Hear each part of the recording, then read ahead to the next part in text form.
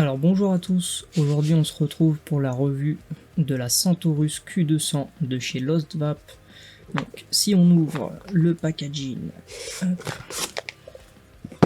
on se retrouve avec une boîte comme ceci. Tac, je vais enlever tout ça, ça sert à rien, ça va m'éviter de me faire ban. Et en gros, dans la boîte, voilà, mis à part les papiers, vous aurez le petit câble, la box qui sera là, et c'est à peu près. Tac. La box, je l'ai juste ici. Elle acceptera pour Red Flush jusqu'à 25-26 mm de diamètre. Là, on voit avec le 6 qui fait 24. Il y a encore un petit peu de marge.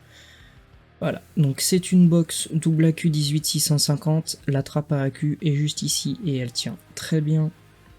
Ensuite, au niveau du devant, on aura le bouton Fire, le bouton plus, le bouton de sélection, le bouton moins et un chargeur type C pour recharger.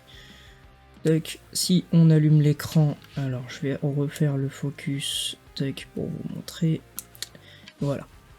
Donc, en haut, nous verrons juste ici le pourcentage des batteries, juste en dessous le mode dans lequel nous sommes. Donc ici, je suis en mode power, donc wattage. La puissance à laquelle je suis. Si je veux descendre, j'appuie sur le bouton moins. Là, on aura le profil. Ici, alors juste à côté du profil, j'arrive pas à la voir, il y a la résistance. Ici, le mode dans lequel on est par rapport au wattage. Donc là, je suis en mode entre guillemets boost. Ensuite, le nombre de puffs et les paramètres. Si nous allons dans les paramètres, alors là, on voit pas grand chose. Ok, on voit un peu mieux là. Là, on voit que dans les paramètres, nous aurons atomiseur pour voir tout ce qui est résistance, voilà, pour remesurer la résistance, etc. Tac, je clique sur le bouton du milieu pour retourner en arrière, ensuite screen pour changer l'écran, la luminosité, etc. Donc là, voilà, là je suis sur la luminosité. Tac, je vais vous le mettre un peu bien pour que on voit mieux. Ensuite, on aura les couleurs pour changer les couleurs de la box. Je vais rester en rouge. Ensuite, les presets que vous aurez fait au niveau de vos profils.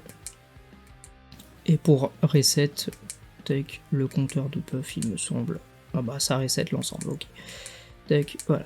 Donc si je mets back, voilà, là vous aurez la box complètement reset. Au moins je le sais. Tac, donc si je viens appuyer sur power, il me règle la résistance à 0,5. Tac. Bouton du milieu pour sélectionner, je viens augmenter ma puissance, donc moi j'étais à 44 watts. Voilà. Si j'y arrive, merci. Tac. Ensuite au niveau des modes, ici nous aurons power. Si je viens sélectionner, on aura le mode bypass qui va permettre de simuler un mode mecha avec les sécurités de l'électro. Ensuite, nous aurons le mode voltage pour sélectionner sa puissance en volts, le mode VPC, le mode NI pour le contrôle de température, TI pareil, SS316 pareil, SS904 pareil, et on retourne sur notre mode Power. C'est à peu près tout pour cette box. Voilà, vous aurez la possibilité, je vais remettre le focus, tac, là on n'est pas trop mal. Vous aurez la possibilité de changer cette petite porte là, si vous voulez custom la box. Perso, moi je les aime bien comme ça, mais voilà, c'est une possibilité. On se retrouve tout de suite en plan large pour savoir ce qu'on en pense. Donc on se retrouve sur le plan large pour la Centaurus. Alors les points positifs que je lui donne là tout de suite, si on parle pas de qualité de vape, franchement les finitions de la box sont exceptionnel. On a une box qui vraiment est réussie au niveau des finitions, la trappe à AQ est top.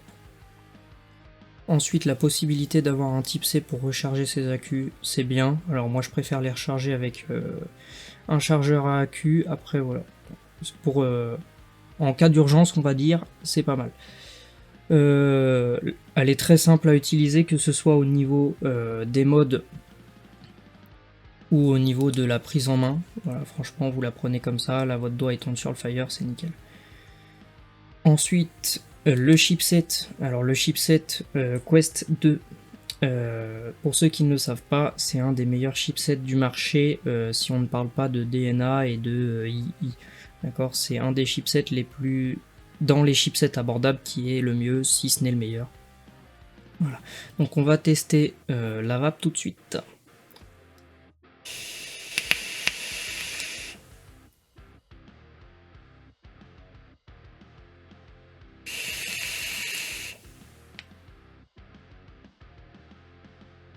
Alors, bah comme je disais, le chipset est super, c'est réactif.